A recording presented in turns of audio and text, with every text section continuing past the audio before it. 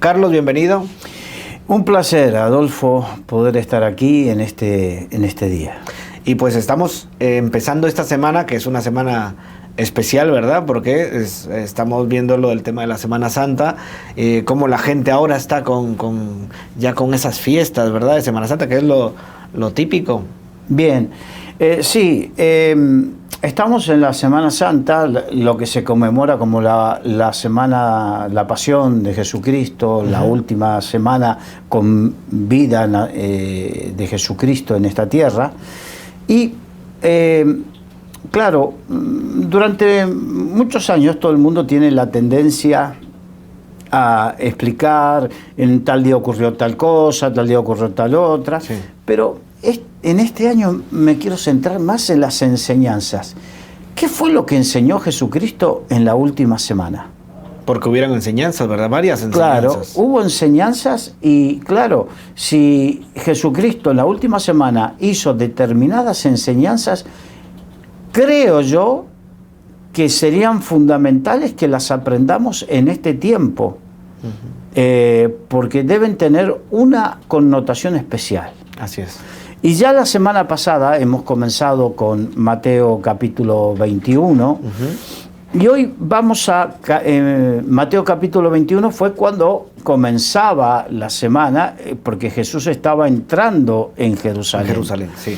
Entonces, y hoy vamos con capítulo 22, donde Jesucristo continúa explicando, en este caso, a los líderes religiosos de la época y a las multitudes, porque multitudes los seguían, y si lo que vamos a ver es como el Señor explica básicamente el peligro de rechazarlo a Él. Porque recordemos, Jesucristo dijo, la Biblia dice, a lo suyo vino, porque Jesucristo vino a los suyos, Jesús nació como judío, vivió como judío, cumplió todas las profecías que fueron dadas al pueblo de Dios por parte de los profetas. Pero los suyos, el pueblo judío, no le recibieron. Le rechazaron. Le rechazaron. Entonces, aquí en Mateo 22, precisamente habla de los peligros de rechazarlo. Y no sé cuánto nos dará el tiempo para hablar. Bueno, pero tiempo. Lo que nos dé, ¿no? Sí. Vamos con la parábola de la fiesta de bodas, y que digamos que esta fue la primera invitación que hizo el Señor. Dentro de la parábola de fiesta de bodas hay varias invitaciones que hace el Señor y cómo las fueron rechazando, ¿no? Mateo capítulo 22, versículos 1 al 3. Respondiendo Jesús les volvió a hablar en parábolas diciendo, el reino de los cielos es semejante a un rey que hizo fiesta de bodas a su hijo y envió a sus siervos a llamar a los convidados a las bodas, mas estos no quisieron venir. Ahora, Jesús, fíjate, dijo, el reino de los cielos es semejante. Y él cuando se presentó en sociedad, lo hemos visto en otros vídeos anteriores, en otras enseñanzas anteriores, vino a predicar acerca del reino de los cielos. De hecho, cuando se presentó dijo, el reino de los cielos se ha acercado. Entonces, esto para que entendamos y comprendamos lo importante que es el reino de los cielos. Y ahora, el reino de los cielos es semejante, o sea, podemos compararlo con esto. Entonces hizo esta parábola de la boda. Ahora, una boda era y es, de hecho el sábado estuve participando en una boda, era un evento para el pueblo de Dios. Una boda es un evento muy importante porque tiene mucho significado con respecto a la familia, un significado profético con respecto a las bodas del Cordero. Tiene un significado muy importante porque la familia fue creada por Dios. Entonces son cosas muy importantes. Y muy importante para los novios, digo yo, ¿verdad? Y para todos, porque una familia que se forma en el Señor es una bendición para todos. Cada familia es una bendición que se forma. Entonces, este era un evento social significativo. Las bodas siempre fueron un evento social importante, significativo. Entonces, claro, como todas las cosas se van prostituyendo, diluyendo, hoy en día quizás no se la aprecia de esa manera. pero tenemos que apreciarlo de esa manera y ver cómo se apreciaban en aquella época.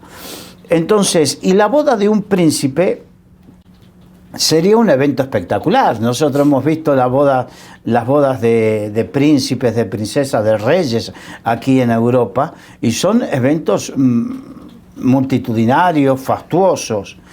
Y que te inviten a una boda de una personalidad es algo a tener en cuenta. Muchos se sienten halagados de ser invitados precisamente, pero parece extraño porque aquí los invitados rechazaron esta invitación. Es un honor y una honra que lo inviten a una boda. Exacto. Te sientes honrado. Entonces, y esto nos muestra el principio de que no hay una razón lógica para rechazar el llamado de Dios. Sí. No hay una... el Señor nos muestra con esto que sería un honor, tendríamos que ver un honor, así como es un honor que te inviten a la boda de alguien importante para la sociedad, como un príncipe. Un príncipe significa principal, no estamos hablando solamente de realeza. Príncipe significa principal, de alguien importante. Es un honor que te inviten a esa boda. Y que lo rechaces, que menosprecies eso. Esto nos tiene que mostrar que nosotros no somos dignos, pero Dios nos llama. Nos invita. Nos invita. Y sin embargo, hay mucha gente que tiene, y aún hay muchos cristianos y religiosos que tienen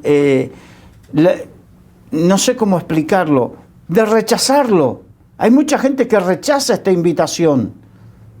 Pero ¿cómo te atreves a rechazar la invitación? ¿No te das cuenta? Y aquí se lo estaba diciendo a los religiosos judíos. ¿Por qué? Porque el príncipe era Jesucristo, el principal era Jesucristo. Sí. Y estaban rechazando. Y cuidado, que hay muchos que hoy no rechazan a Jesucristo, pero rechazan la obra del Espíritu Santo, que es una acción similar a la que cometieron los judíos. Y el Espíritu Santo quiere y está haciendo una obra en medio, pero ellos rechazan de participar en esa obra del Espíritu Santo. Es algo muy complicado. Sí. Entonces, vemos aquí la primera invitación rechazada. Y ahora vamos a Mateo capítulo 22, de los versículos 4 al 7. Volvió a enviar a otros siervos, diciendo: Decid a los convidados, he aquí he preparado mi comida. Mis toros y animales engordados han sido muertos, y todo está dispuesto. Venid a las bodas. Mas ellos, sin hacer caso, se fueron, uno a su labranza y otro a sus negocios, y otros, tomando a los siervos, los afrentaron y los mataron. Al oírlo el rey se enojó, y enviando sus ejércitos destruyó a aquellos homicidas y quemó su ciudad. El segundo rechazo. Pero aquí trae consecuencias.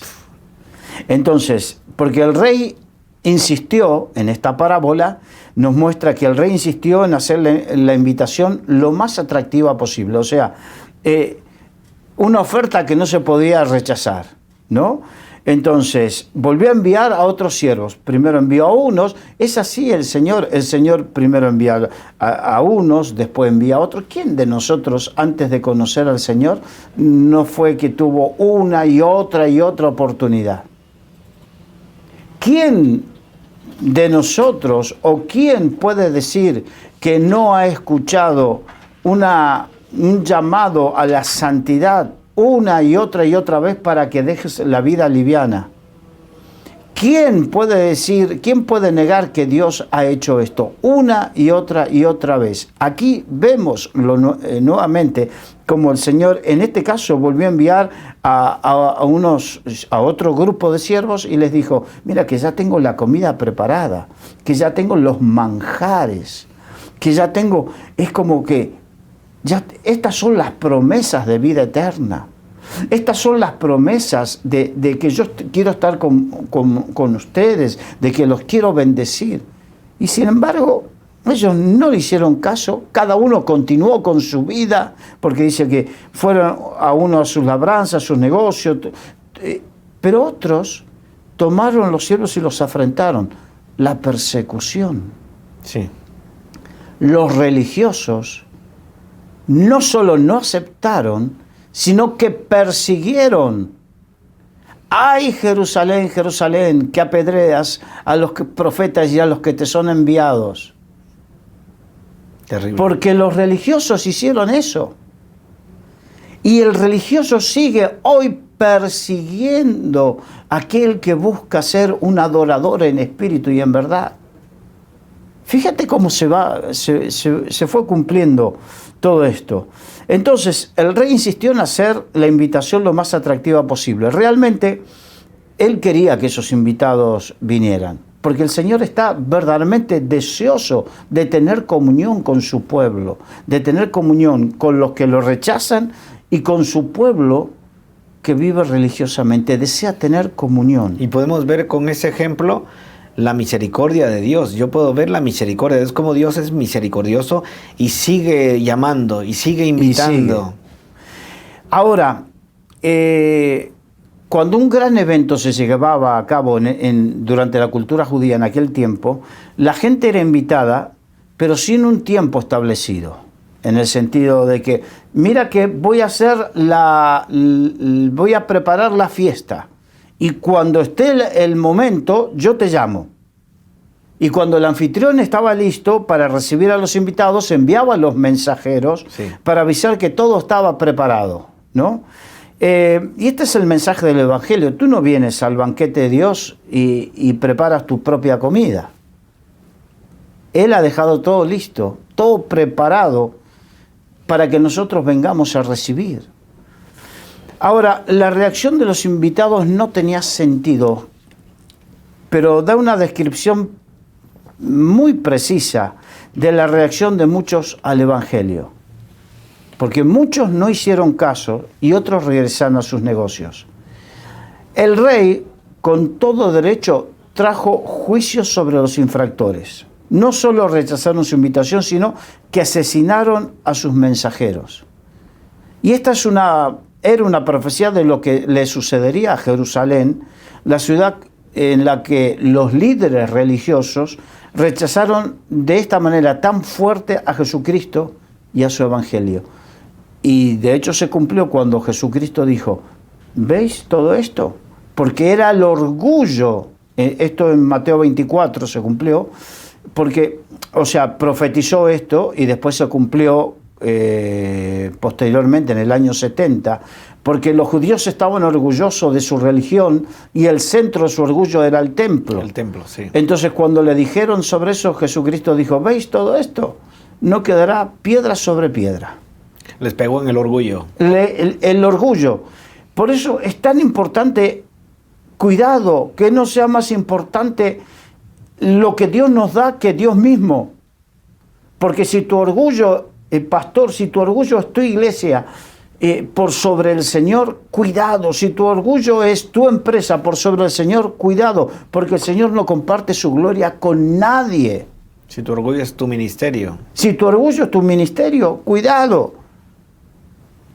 No que, si fue capaz de que no quede piedra sobre piedra sobre el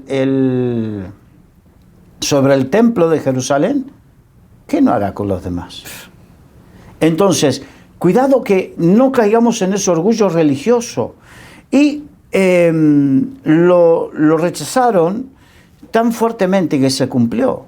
No quedó piedra sobre piedra. Lo profetizó Mateo 24 y en el año 70 se cumplió. Se cumplió. No quedó piedra sobre piedra. Ahora, de hecho, hasta el momento,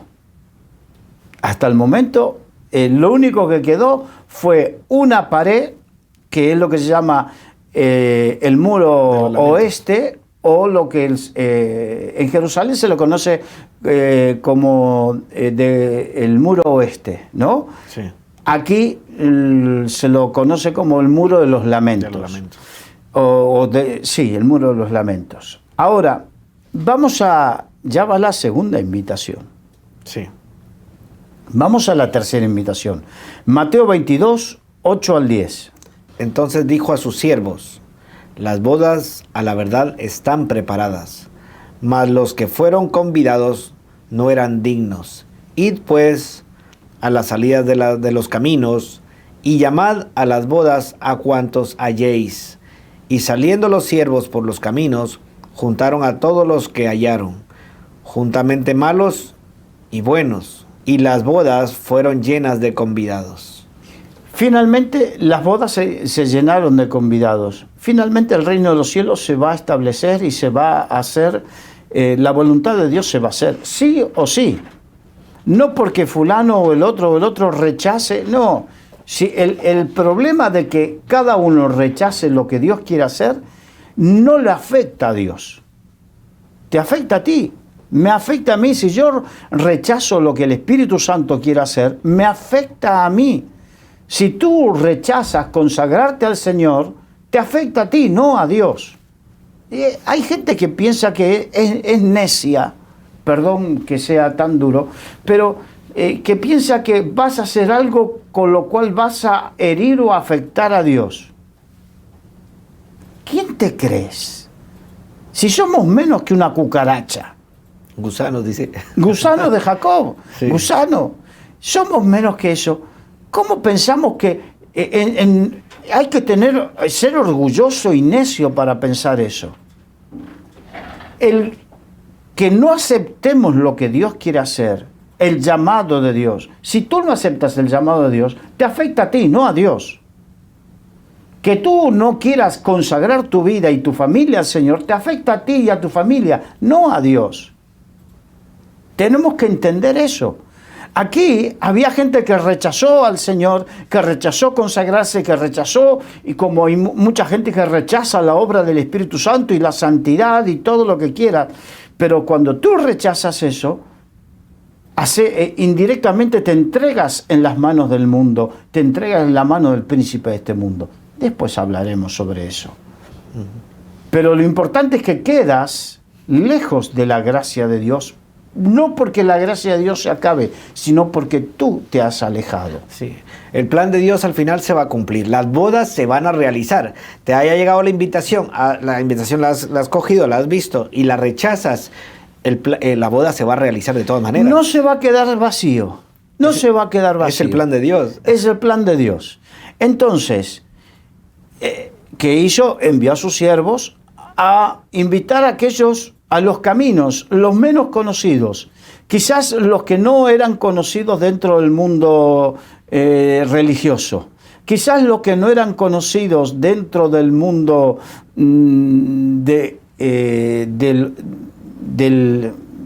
¿cómo te puedo decir? De aquella época. Sí. En aquella época había tres grandes grupos: los fariseos, saduceos y los escribas, sí. ¿No? Había tres grandes grupos. Y después estaban los levitas, los sacerdotes. Tú podías pertenecer a alguno de esos grupos y rechazar, pero de repente las bodas no se quedaron. Hoy tú puedes tener el cargo que quieras en la obra, en la denominación, pero si tú no aceptas lo que el Espíritu Santo quiere hacer en tu vida, te quedarás fuera.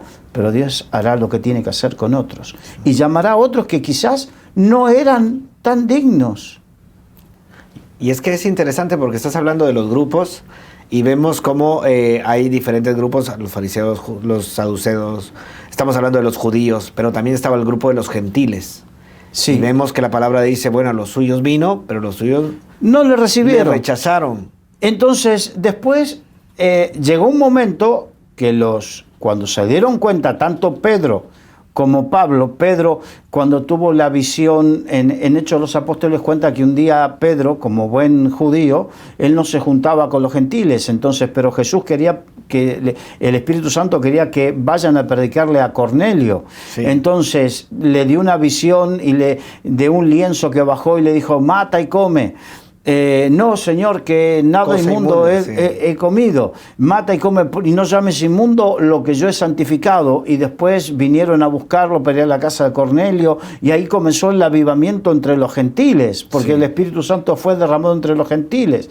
Entonces ahí aprendió Pedro, y después Pablo, en un momento que fue rechazado, dijo, a partir de ahora nada quiero saber con ustedes, y se fue a predicar a los gentiles, salió de la sinagoga a predicar a los gentiles. Entonces ahí nos demuestra esto.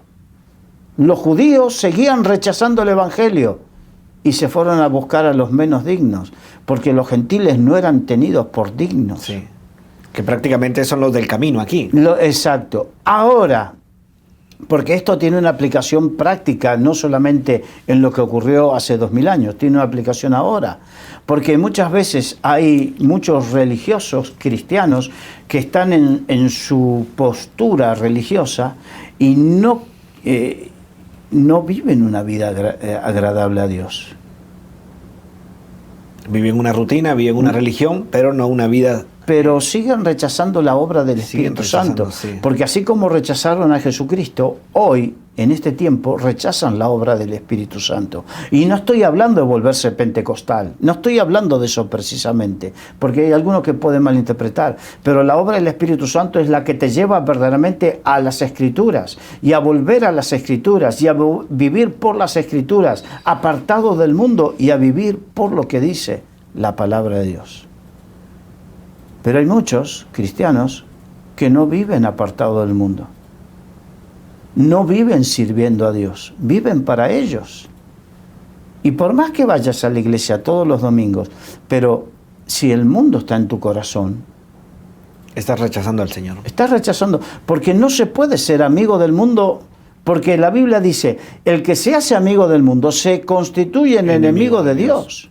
O sea, estamos en esa lucha y no se enojen conmigo porque yo soy solamente un portavoz de lo que dice la palabra de Dios. Si me estoy equivocando o alguien encuentra que hay un error de interpretación de la palabra de Dios, que me lo diga. Pero mientras tanto, o que me redarguya, pero mientras tanto, lo que dice la palabra de Dios es eso. Si yo me hago amigo del mundo, me constituyo en enemigo de Dios. Amigo de Dios. Entonces no precisamente me está sucediendo la interpretación siglo XXI de esta parábola. Así es. Entonces, en este sentido, podemos decir que esta es una parábola que nos habla de la gracia, ¿no? Los que fueron invitados y no vinieron, no merecían la invitación. No, hay gente que rechaza la gracia de Dios. Sí. Y dura cosa es rechazar la gracia de Dios. Ahora vamos a continuar con la parábola. Ahora vamos con el hombre que no estaba vestido de boda. Fíjense, recordemos algo interesante. Todo esto fue enseñado en la última semana, cuando Jesucristo ya entraba en Jerusalén, sabiendo lo que iba a acontecer. No lo pilló de sorpresa. Sabía lo que le iba a acontecer. Entonces, estas enseñanzas tenían un significado especial. Vamos a Mateo 22, del 11 al 14. Y entró el rey para ver a los convidados, y vio allí a un hombre que no estaba vestido de boda. Y le dijo, amigo, ¿cómo entraste aquí sin estar vestido de boda? Mas él enmudeció. Entonces el rey dijo a los que servían, atadle de pies y manos, y echadle en las tinieblas de fuera. Allí será el lloro y el crujir de dientes, porque muchos son los llamados y pocos los escogidos. Fíjate, el rey examinó cuidadosamente a los invitados para ver si estaban vestidos como era costumbre. Para ¿no? bodas. Cuando eras invitado a una boda, o de hecho hoy cuando vamos a invitar a una boda, nos ponemos lo mejor que tenemos. No estamos hablando de endeudarnos para ponernos una ropa, no, de lo que tenemos, lo mejor que tenemos. Más elegante. Lo más elegante, que es una forma de decir, es importante y valoro. Entonces, el hombre que estaba sin vestir correctamente sobresalió por su indiferencia. Si yo voy de cualquier manera, me da igual.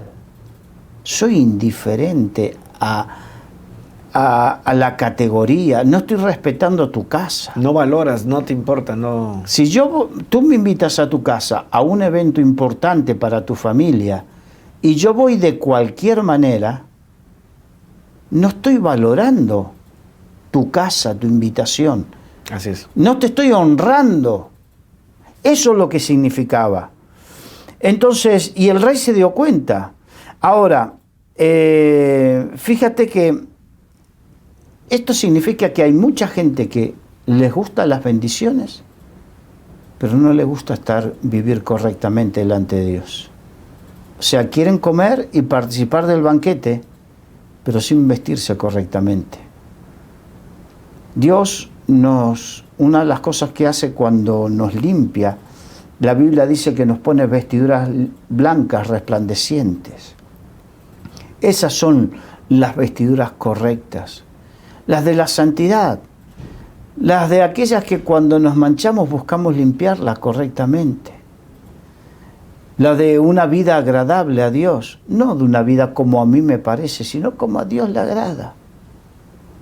En santidad. Aquel que quiere entrar a las bodas del Cordero y no vive, quizás puedas aparentarte en una vida aparente, pero cuando el Señor nos llama a su presencia, esa apariencia no va a servir de nada, no va a valer de nada. Quizás pudiste y estás participando en la iglesia o eres miembro de no sé qué, de la iglesia o de la obra del Señor, ocupar un cargo relevante porque nadie sabe lo que tú sabes que haces en secreto, o nadie sabe la forma de llevar adelante tu negocio, de cómo está tu familia, tu vida moral y todo ese tipo de cosas. Nadie lo sabe, pero Dios sí lo sabe. Y tú quieres ir a las bodas del Cordero, allí saldrá toda la luz. Esto es lo que nos enseña, sí, que no hay nada oculto, que a los ojos del Rey, a los ojos del gran Rey, nada queda oculto.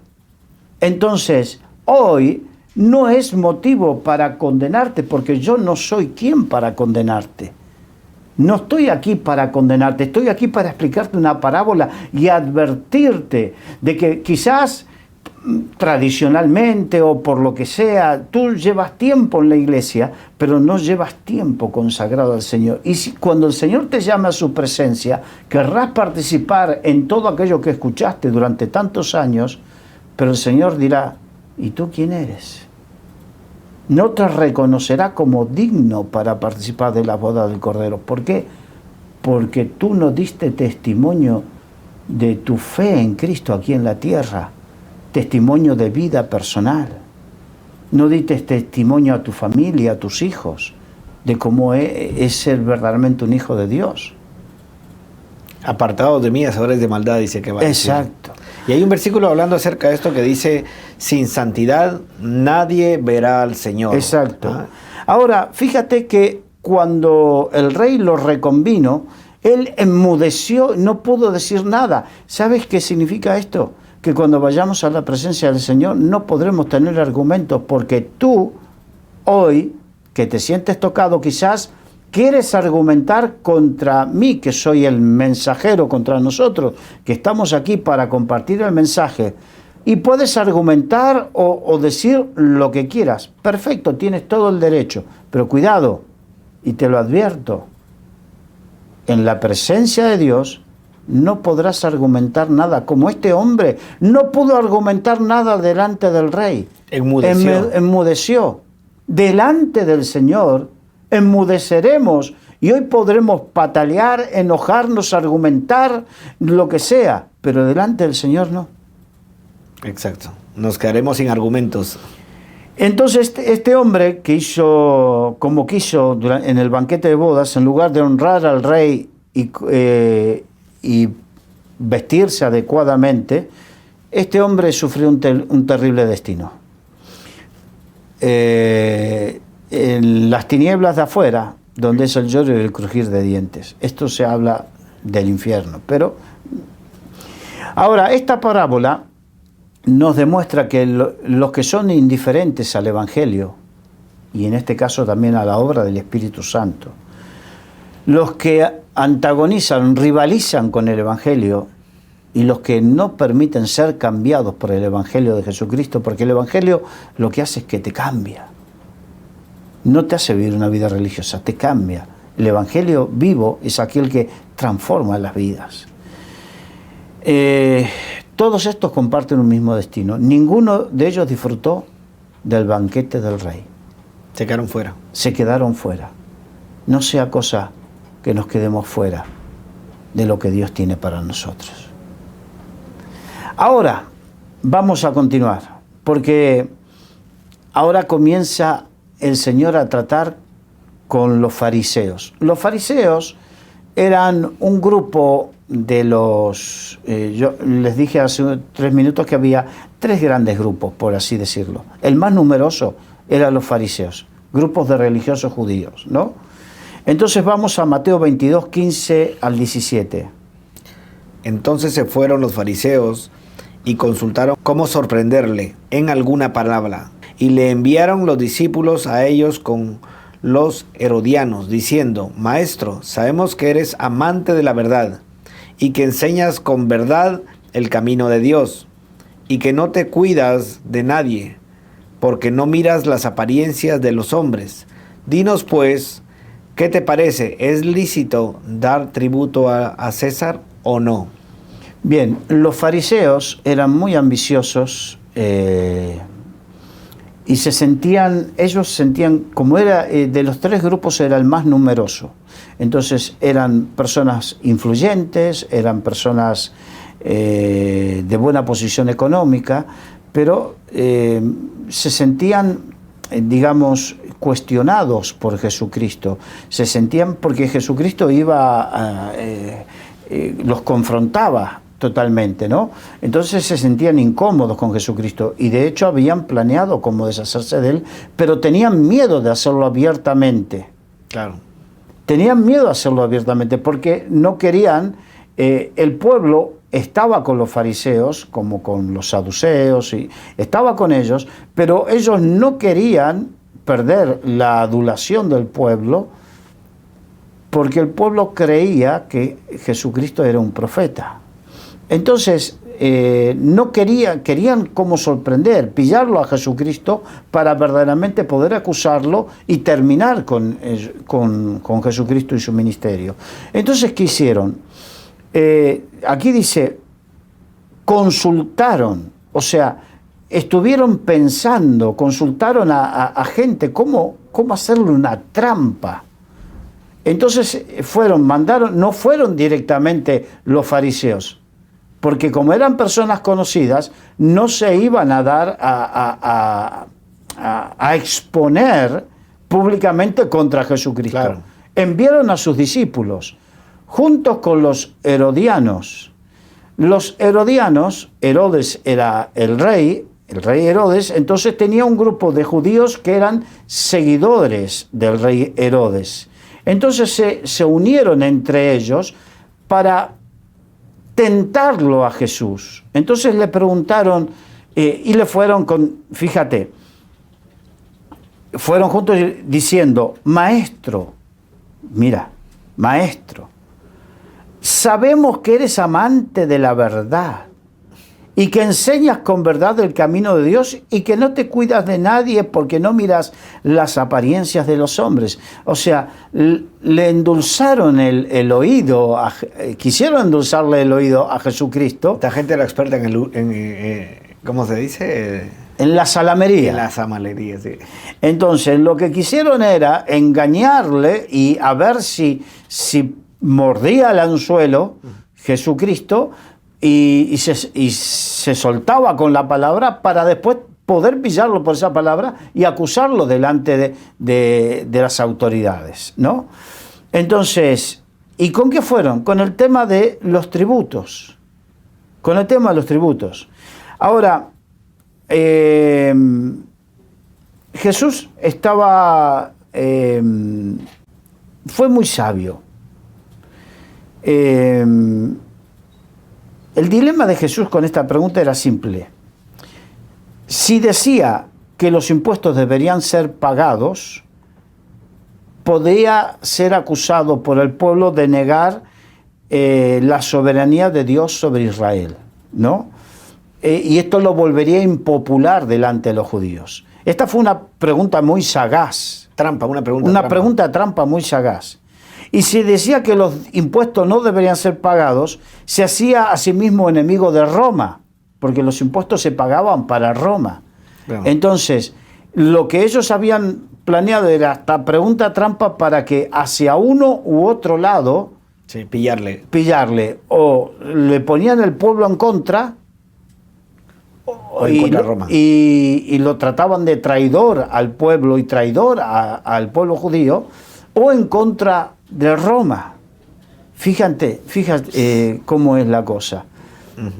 Pero como Jesús es omnisciente, porque las mismas características que tenía Dios Padre las tenía Jesucristo, es omnisciente, todo lo sabía.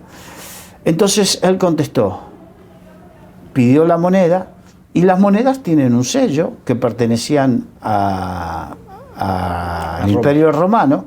Y dice, ¿de quién es esta moneda? ¿De quién es esta efigie? De César. Bueno, al César denle lo que es de César. O sea, esto es de esta tierra, se lo dan a él. Lo de esta tierra es de él. Por eso no se puede ser amigo del mundo y amigo de Dios. Él lo diferenció aquí. Lo de esta tierra es de esta tierra, es terrenal. Sí. Allá con ellos. Pero lo de Dios es otra cosa. Es otra cosa.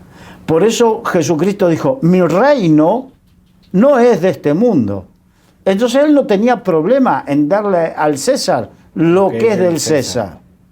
Pero a Dios, que era el reino de los cielos y su justicia, Lo que es de Dios. lo que es de Dios. Lo separó y lo dijo muy claro. Lo dejó muy claro. Y eso es lo que tiene que quedar claro en nosotros. Sí, mientras vivimos este mundo, es verdad, hay que obedecer leyes, pero siempre y cuando, dice la Biblia, no contravengan la ley de Dios. Pagar los tributos, sí hay que pagarlos. Siempre y cuando no contravengan la ley de Dios, hay que pagar, hay que hacer, hay que obedecer. Ahora, el problema vendrá, como le pasó a Pedro, que fueron azotados porque le fueron dicho, no queremos que prediquen más en este nombre. Y después de ser azotados lo llamaron y le dijeron, ¿pero qué pasó? Dijeron, juzguen ustedes, ¿a quién debemos obedecer? ¿Si a los hombres o a Dios? Cuidado. Hay leyes que porque las pongan los hombres no significa que tendremos que respetarlas, que tendremos que cumplirlas, porque si contravienen la ley de Dios, no estaremos obligados a cumplirlas. Delante de Dios, ahora cada uno tendrá que saber en su conciencia qué hace o qué deja de hacer. No estoy llamando a la desobediencia, estoy llamando a que juzguemos con justo juicio, saber cuáles son las leyes según la palabra de Dios que debemos cumplir y según las que no debemos cumplir. Así es.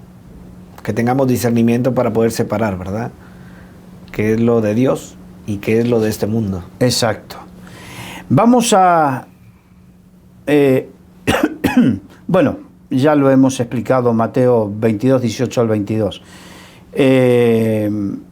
Vamos al tema de la resurrección, porque ahora con este tema se va a enfrentar a otro grupo. Primero se enfrentó con los fariseos, ahora con el otro grupo, el de los saduceos. Sí. Fíjate, lo que abunda el corazón habla de la boca. Eso dice la Biblia, sí. Los fariseos hablaron del tema económico, porque en su corazón estaba la ambición económica. El mal de todos los males, ¿verdad? Sí. La raíz de todos los males. Los saduceos es otro, pero vamos por partes. Mateo 22, 23, 28. En aquel día vinieron a él los saduceos, que dicen que no hay resurrección, y le preguntaron, diciendo, Maestro, Moisés dijo, si alguno muriere sin hijos, su hermano se casará con su mujer, y levantará descendencia a su hermano. Hubo pues entre nosotros 7 hermanos, el primero se casó y murió, y no teniendo descendencia dejó su mujer a su hermano. De la misma manera también el segundo, y el tercero hasta el séptimo, y después de todos murió también la mujer. En la resurrección, pues, ¿de cuál de los 7 será ella mujer, ya que todos la tuvieron? Bien, los saduceos, evidentemente ellos negaban la resurrección, ¿no? Pero los saduceos no eran muchos. A diferencia de los fariseos, que eran la mayoría, los saduceos no eran tantos en número, pero eran muy influyentes porque eran ricos, aristócratas y pertenecían a la clase gobernante, ¿no? Entonces le hicieron una pregunta a Jesucristo que era hipotética, porque pensaban con esa pregunta demostrar que la idea de la resurrección era una tontería. Entonces, los saduceos, que eran la versión antigua de lo que hoy podríamos llamar los teólogos liberales modernos, ¿no? No creían en lo sobrenatural de Dios, igual que muchos teólogos hoy. Sí. Solo aceptaban estos aceptaban solamente los 5 primeros libros de Moisés, lo que nosotros llamamos el Pentateuco, e ignoraban todo lo que estaba escrito cuando no les agradaba a ellos, ¿no? Sí. Como hoy muchos hacen, solo cumplen o solo aceptan lo que les agrada. Ahora, en cuanto a la pregunta, ¿de quién va a ser esposa esta mujer? Según Deuteronomio 25, del 5 al 10, si un hombre casado moría sin hijos, era responsabilidad de su hermano fecundar a su viuda y darle descendencia. Entonces, los fariseos imaginaron que esta circunstancia lo iba a poner en un aprieto a Jesús. Ahora, Jesucristo hizo una enseñanza muy importante que me gustaría, primero defendió que hay una resurrección y una vida eterna. Sí.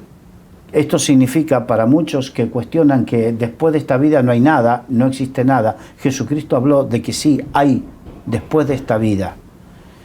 Hay resurrección y hay vida eterna. Ahora, el tema es que nosotros somos personas que tenemos todos afectos. Los afectos se les llama a las personas de nuestro entorno, a las cuales tenemos más cariño, a las cuales amamos y nos aman. Y estamos hablando principalmente de los familiares, el núcleo familiar. Y siempre la pérdida de un ser querido es un momento duro, ¿no? Sí. Un momento de dolor. Y entonces hay mucha gente que, y esto lo digo con todo cariño y con todo respeto, muchas veces juramos amor eterno. Mira, el único amor eterno es el de Dios. El que nos tiene Él a nosotros y el que nosotros debemos tenerle a Dios. Pero después, de ahí en más, aquí nos muestra que cuando estemos en la presencia de Dios, allí no habrá vínculo familiar. Pues sí. Entonces, no quiero romper, por favor, no quiero romper con el romanticismo. Pero recordemos esto, porque hay gente que dice, nos vamos a amar eternamente. Yo amo a mi esposa con todo mi corazón, es un don de Dios para mi vida. Pero yo sé que el día que estemos allí en la presencia de Dios, ya no tendremos este vínculo. Conoceremos quién seremos, yo sabré quién es ella, porque tendremos un conocimiento pleno en aquella época, en aquel momento tendremos un conocimiento pleno, pero no tendré un vínculo ni con tu padre, ni con mi madre, ni tú con quien sea. No tendremos ese vínculo. Eso es lo que nos enseña Jesucristo. Por eso debemos aprender esto para disfrutar a nuestros seres queridos mientras los tengamos aquí. Honrarlos y bendecirlos mientras los tengamos aquí. Y el día que partan de esta tierra, sabremos que los veremos allí en el cielo, pero que ya no tendremos ese mismo vínculo que teníamos aquí. Con mi esposa ya sabemos que no seremos esposos allí. Seremos iguales, estaremos una misma igualdad delante de Dios, adorando. Dice, seremos como ángeles. Pues interesante, ¿verdad? Fíjate lo que dice en Mateo 22, 29, 30. Mateo capítulo 22 del 29 al 30. Entonces respondiendo Jesús les dijo, erráis, ignorando las escrituras y el poder de Dios, porque en la resurrección ni se casarán ni se darán en casamiento, sino serán como los ángeles de Dios en el cielo. Ahí está, claro, la respuesta. La respuesta. Entonces, fíjate, a los saduceos, que eran así tan teólogos, le dijo, erráis porque no conocéis las escrituras. O sea, ese es el tema muchas veces de estudiar teología sin el Espíritu de Dios. Podemos llenarnos de conocimiento. Una vez mi hermano conducía un taxi y él, como siempre, ustedes saben, los taxistas se conocen porque son personas que hablan mucho, ¿no? Entonces, hablando con el pasajero que llevaba, comenzaron a hablar del Señor y él le predicó. Me dice, sí, yo conozco, yo soy un teólogo, conozco la Biblia de memoria casi, en español, en hebreo antiguo, en griego antiguo. Pero era un teólogo, pero le faltaba el espíritu, le faltaba la fe. De hecho, no vivía una vida agradable a Dios. ¿De qué sirve tanto conocimiento? La Biblia dice que el mucho conocimiento envanece. Lo importante es que ese conocimiento lo pongamos en práctica en una vida agradable a Dios. Así es. Si no, de nada sirve. Y segundo, estos teólogos con tanto conocimiento no conocían el poder de Dios. Y la Biblia dice que el Evangelio de Dios no consiste solamente en palabras, sino en demostración de poder del Espíritu Santo. Amén. Entonces, ¿de qué me sirve tanta teología y tanto conocimiento si no conozco o no vivo el poder de Dios? Y la Biblia dijo, Jesucristo dijo, y recibiréis poder. La palabra poder es la palabra dinamis. Esa palabra habla de, fíjate qué importante es. De esa palabra griega sale la palabra dinámica. La dinámica es movimiento. La capacidad de movimiento, sí, de mover aún las cosas. Recibiréis el dinamis, la dinámica, la capacidad de mover, de desarrollar cosas. Entonces, estos hombres no creían en el poder de Dios y el Señor les dijo, erráis porque no conocéis, ni conocéis las Escrituras, ni conocéis el poder de Dios. Significa que si yo no vivo en el poder de Dios, termino desconociendo las Escrituras.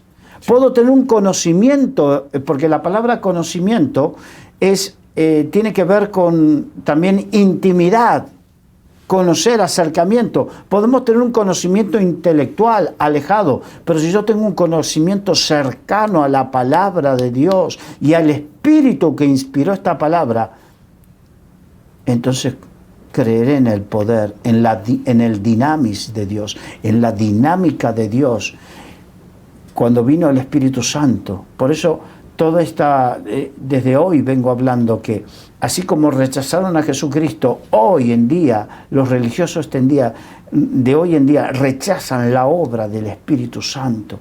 Hay un paralelismo en todo esto y que tenemos que tener cuidado porque Jesucristo aquí nos mostró en todas estas parábolas gente que buscaba de Dios, pero no pudo disfrutar de lo que Dios tenía, la plenitud de Dios. Y tú y yo fuimos llamados precisamente a vivir y a disfrutar la plenitud de Dios, sí, viviendo una vida consagrada para Él. Así, y bueno, tú decías llamado, ¿verdad? Porque al final también hay un versículo que leímos hace un momento que dice, muchos son los llamados y pocos los escogidos. Pocos los escogidos. Muchos son los llamados, pero muchos rechazan ese llamamiento también, y ahí entra el grupo de los escogidos, ¿verdad? De los que no rechazan ese llamamiento. Claro, la cuestión es que tenemos que entender, y como no vamos a seguir porque ya no nos va a dar el tiempo, que Dios no hace acepción de personas. Sí. Básicamente Dios da la misma oportunidad a todos. Lo que manifiesta la diferencia es la actitud del corazón para con cada uno. Si yo soy un fariseo moderno, si yo soy un saduceo moderno, es porque tengo mi corazón puesto en otras cosas. Entonces no voy a vivir la plenitud de Dios. Así es. ¿Qué cosa, no? ¿Dónde está tu corazón, verdad? ¿Dónde está? Tu corazón, ahí está tu tesoro. Tu tesoro. Así es. Entonces, hoy es para reflexionar. En este caso, hasta ahora, no quiero ser un fariseo del siglo XXI, ni un saduceo del siglo XXI. Quiero ser un invitado a las bodas y que por la gracia de Dios esté ahí. Amén. Vestido correctamente y disfrutando de lo que Dios tiene para mí. Amén. Carlos, muchas gracias. Un placer. Y a todos los que nos escuchan y nos ven por estos medios, Dios les bendiga y hasta la próxima.